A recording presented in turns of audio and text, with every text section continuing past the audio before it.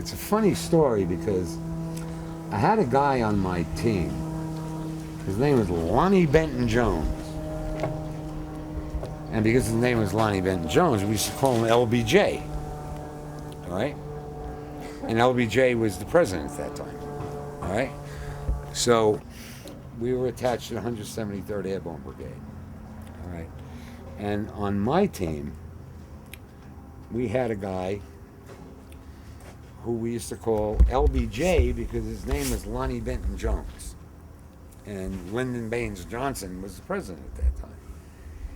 And it used to be funny because every time we'd see a clip of Johnson, the president, and they would ask him a question about the Vietnam War, he would always say, "I see no end."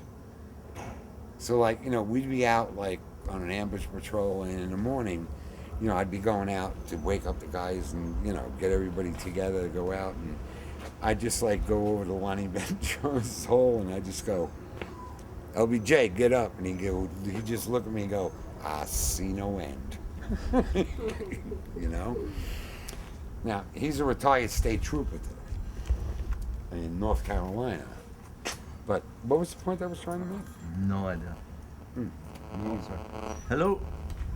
Hello? Yes. LBJ, after, like,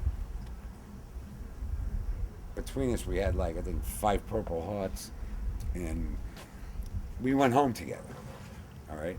And we get to, like, you got to imagine, when we left, it was like 1965. And they were still doing, Haley Mills and, all that Frankie Avalon and Beach Party Bingo. When we came back 3 years later, the whole world had changed, all right?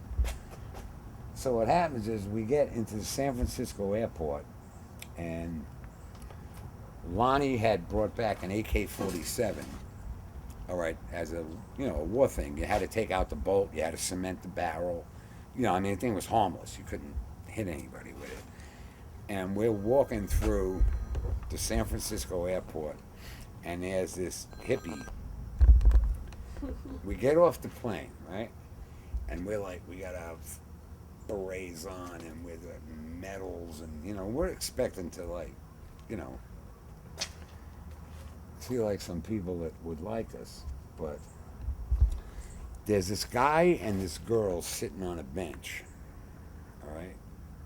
And we walked by, and he made a comment.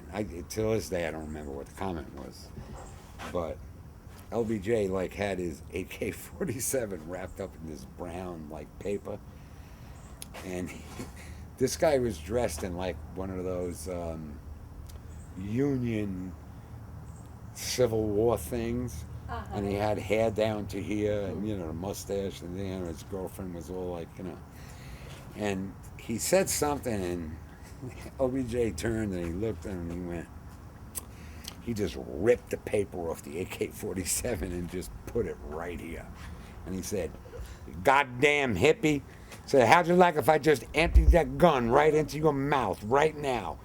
This guy literally shit his pants. No, he did. Because, it was just like, he was so terrified. His girlfriend got up and just split. She just ran. And, LBJ was a character, man. He was a character, because he was like, I was with him for like 3 years, but, if you wanted a better soldier out there with you, you couldn't get it. The guy died on a hand grenade. But man, when we saw it, and when we came home to that, it was like, I'm still taking medication for the PTSD, and it had nothing to do, basically, what happened in the war. What it really had to do with was coming home. And people hating you. You could see the hate. When I got home, I grew my hair down to here. I was a hippie. I was eating LSD 3 times a week. But I had this Airborne tattoo and stuff. And I was going to Berkeley, which at that time we called Berkeley. And You know, I would wear long sleeves when it was like 80 degrees because I didn't want anybody to see the tattoo because all of a sudden there was going to be a confrontation. Yeah. You know, and I knew they weren't going to win the confrontation. So I tried to avoid that because I was a musician. I was a music major. You know, I was doing music, Yeah. you know. And what we don't have today is, you know, at least the American public is supporting the kids that are there. You know, to us, they blamed us for the war. I had nothing to do with starting that damn war. Mhm. You know, Someone had to go. we only went and fought and bled and died. You know, that's what we did. You know, they talk about Iraq. What was there? There's not even 5,000 casualties in Iraq. You know, we lost 58,000 in Vietnam. Yeah.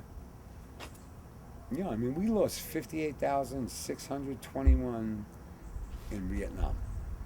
And people look at us like, you know, oh, those were the baby killers. Yeah. Well, you know what? We really weren't. We had civic action programs where we go into villages and, like, literally take off our shirts and help them plant their fields and stuff. Mhm. You know, I mean, nobody really says that. And it was like I was saying last night to your father Yeah. that the Iraqi vets that I'm counseling, 'cause Mhm. I'm a counselor out in Little Rock at the Yeah. VA. Their whole thing today is like, why don't the American people realize we're winning in Iraq? You know, they have this whole attitude about that, Mhm. which compounds their PTSD. Mm. Because they're just sitting there going, you know, when we started, we were here. Now we're here, Yeah. and the American, well, Obama, he's another one, said the surge didn't work. Oh, the surge worked. We cut our casualties 2/3, Yeah. all right, because we went on the offensive.